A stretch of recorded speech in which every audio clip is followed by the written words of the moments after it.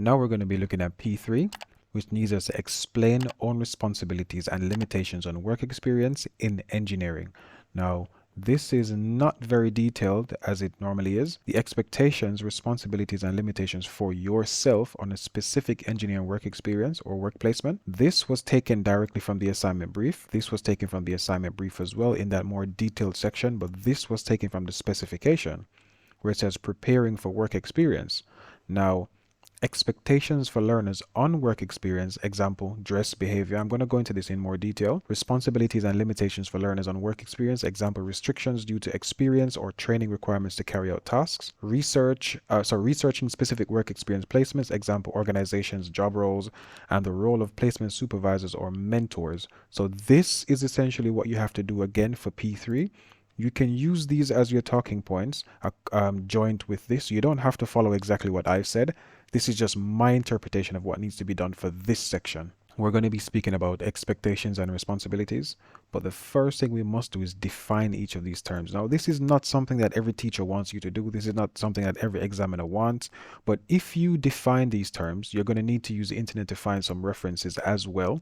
So not only are you going to have a good definition of what these things actually mean, you're also going to have a reference to add to your document. And I have seen in cases in the past where examiners have come back and said, actually, this person has no references in our document, so this work cannot be a distinction. So getting a distinction on some courses for some examiners, you need to actually have a reference. So firstly, let's work out expectations and responsibilities, and we need to define them. That's the very first thing we do. After we've actually defined expectations and responsibilities, we then need to find out what they are. So expectations, typically what people expect of you, what people need or want you to do. Your responsibilities is things that you typically have to do, things that you need to do for you or for other people. That's your responsibility. So your parents, you are your parents' responsibility. They are supposed to take care of you. It is the expectation for some of you that you're supposed to clean your room, wash your clothes, so on and so forth, right? That's typically how it works, but please go and find your own definitions. Then, how are you supposed to dress and why? So this is an expectation as well. On work experience, some work experiences, this is a good one.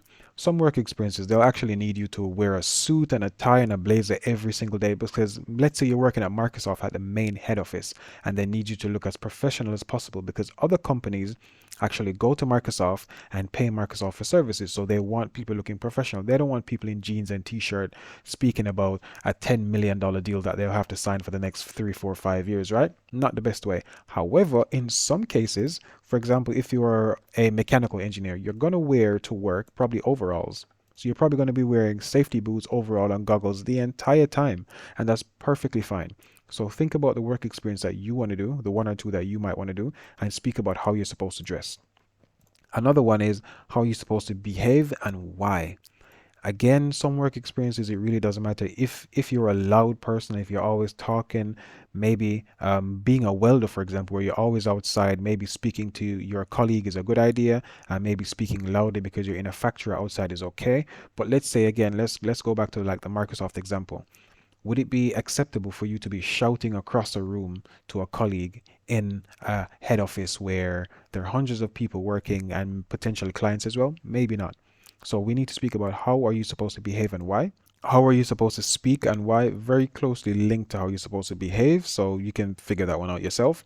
It is your responsibility now to manage your own time. So define what time management is and why this is important and why you need to do it. That can be linked to why it's important as well.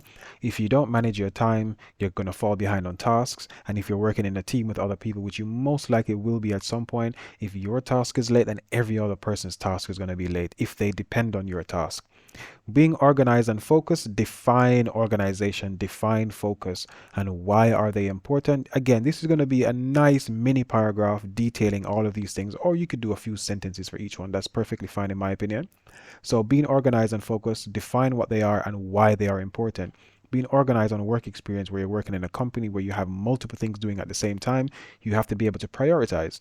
And organization is a part of that. What's going to be more important? Let's say you having to weld something for your colleague who wants it to finish their project, which is worth, let's say, £5,000, or welding something for the 10 million pound deal which came in last week, which needs to be finished by next week, right? Organization. Meeting deadlines, again, more or less the same type of thing. Define, I know I say define here. I was just being silly in terms of having everything be defined. But I think meeting deadlines is already self-explanatory. But if you want to explain what it means again, please, by all means, go ahead and do that. And why is this important? Many projects, most projects have a start date and an end date, obviously. But meeting the deadline is important because if contractors do not meet the deadline, in some cases they can be sued. In some cases, they slow down someone else's work. So if I'm building a bridge, right, the foundation of the bridge, what the bridge stands on is very important. But if I'm late on that, then the people who need to put the concrete on the bridge, the people who need to make the road on the bridge, they're late as well. So that's going to be a massive thing. And the next one I have is communication, good or bad. Define what communication is, define why this is important. Again, this is a responsibility of yours. You have to communicate. If something is going good, you communicate it. If something is going bad, you communicate it. If you need to tell your supervisor or your colleague that this is going to be late, you need to say it because then they can make arrangements. Next, we're going to speak about limitations. Now, this one is kind of a tricky one because if I go back to where it says here, responsibilities and limitations for learners on work experience. So this is your responsibilities and your limitations again. So Google limitations of work experience. Find a few speaking points that you think are good for you and your type of work experience. But what I'm going to just do some very generic basic ones. So a limitation, it takes you away from college in most cases. You have less contact time with teachers for other units and courses. So the fact that you're going to be away at work experience means that you're not going to be in college. And if you're not going to be in college, you're not going to have as much contact time with your teachers to maybe do, again, this is for BTEC level 3 engineering. You're not going to have as much contact time doing the unit 6 exam, which is a 12-hour exam and needs you to understand microcontrollers, needs you to understand how to connect devices together, needs you to understand how to make a circuit, needs you to understand how to do pseudocode. So that takes you away from all of that, right? That's a limitation. The pressure on handling expectations of the job. This could be one as well, because as a young person, you're probably not going to be used to high stress levels because of work and people telling you have to finish this task by Friday and 10 people are waiting on your task, so you can't go home on time. All of these things. So again, detail what this means for your specific work experience. Restrictions due to experience. You will not be able to do some things, go to some places and apply for some work experience or jobs because of your work experience. I have no experience in rocket science. I could not even apply to NASA because I don't know anything about rockets. I mean, I might know how to program the embedded systems on there. I might know how to program the systems. I might know how to use the operating systems. I can probably figure out some of the calculations. But the point is, there are going to be restrictions on me because of my level of skill, my level of experience. And finally, I have training requirements to carry out tasks. You will always be doing training as a professional person, especially as an engineer. New things come out, new things get released, and you might not be able to use that new thing, let's say, until you had training. For example, random one. I was a bus driver for a year and a half, 2 years, right? I was not allowed to drive a specific kind of bus until I had the training for that kind of bus. So that's a limitation there as well. And it slowed me down. I wasn't able to earn more money. Now, I'm not saying that's going to be the case for you, but when it comes to training requirements, please make sure that it's tailored to your types of work experience. So if I linked it back to computer systems engineering again, I might not be able to make circuits for the $10 billion pound company because I haven't had enough training on making circuits, as a basic silly example, right? So you look at what is necessary for you. Now this part is going to be the part that probably is overkill, but just to make sure everyone needs to be aiming for a distinction, just to make sure everyone gets everything, I've put quite a bit in here. So let me get through this as quickly as I can. So looking for work experience, there's no right or wrong way to do this. I will simply show the steps followed to find and apply for relevant work experience. These are the prerequisites. You will need a CV. I'm not going to show you guys how to do a CV here. Find a template, speak to your careers person at your college, speak to mom and dad, speak to uncle, auntie, whoever helps you with CV stuff, speak to them and have a CV. You will need a cover letter. Find a template again and make one. These are very similar things, but this one is tailored more to the job. This gives an overall picture of who you are, your skills, your attributes. That's it. All right. Note, send the CVs and other cover letters as PDFs. This is what I recommend. So whatever device that person opens it on, it doesn't move and look jumbled and it moves all over the place, because formatting is an issue depending on the device. Whereas PDFs, it's fixed. There's no way for people to edit PDFs easily as they are with Word documents, for example. And I would also add hyperlinks to things like your LinkedIn, your email address, and your telephone number, so that when someone clicks on it, they can call you straight away, they can email you straight away, it goes straight to your LinkedIn profile. How I would start, I would Google companies in your area, Google work placement. I did have a Google search of this, so let me just bring that up quickly. I believe it is somewhere here.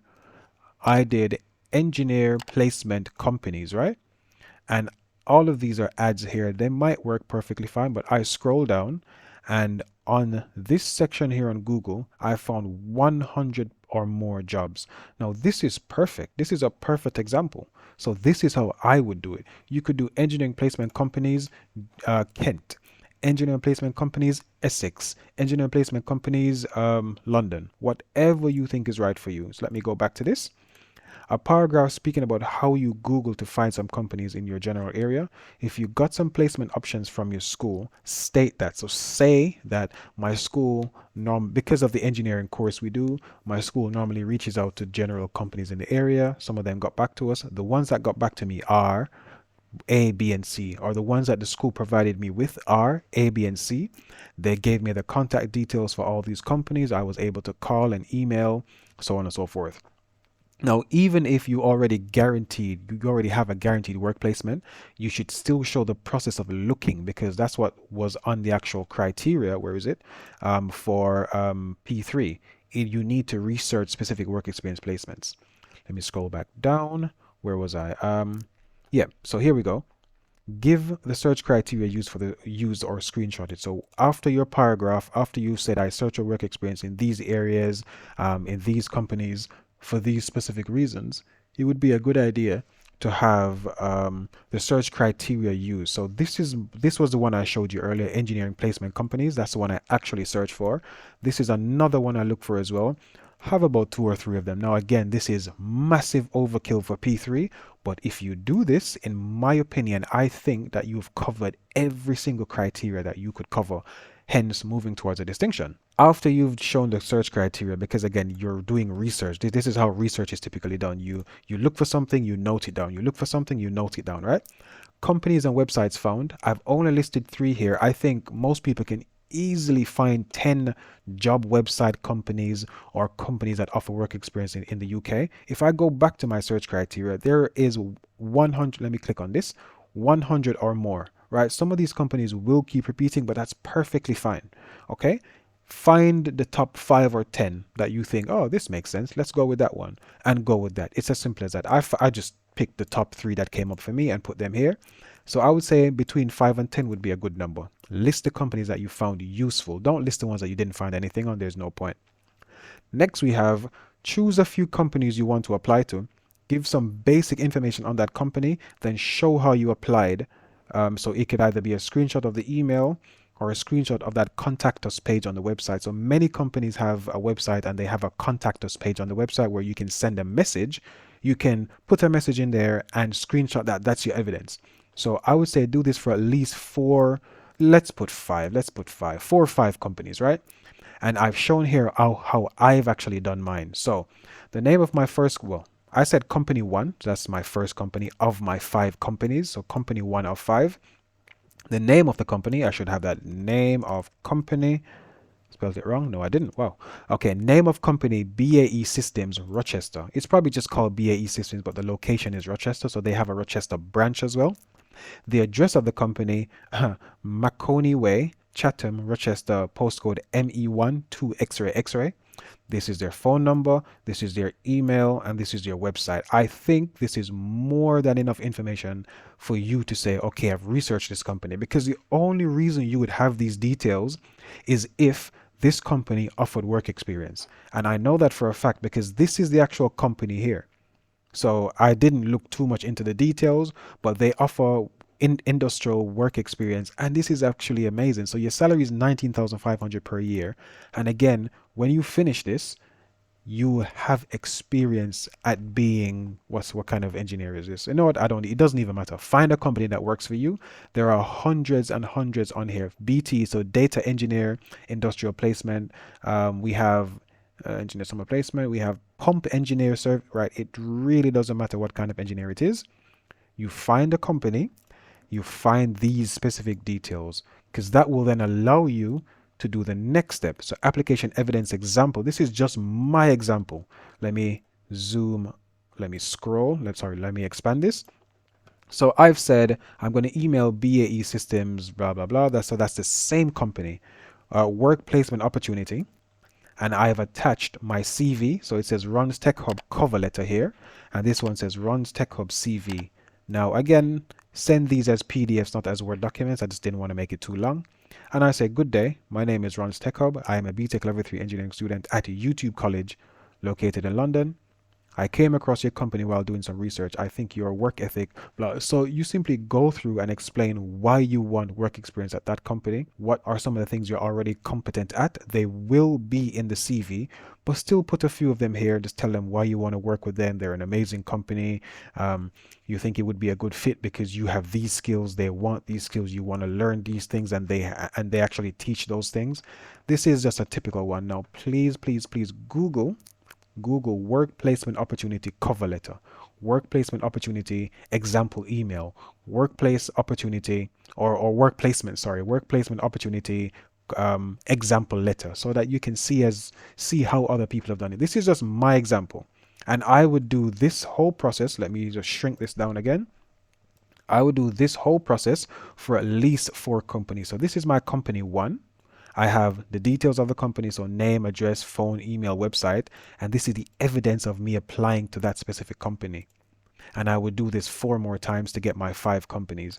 If your school gave you some details, you can still fill this in, and you still most likely will have to send an email to that company or to a specific person in that company. Now, the very last thing here says role of placement supervisor or manager. So this is most likely going to be your teacher or someone at your school that deals with work experience. And what you can do for that is simply say you spoke to that person, you got work placement options from that person.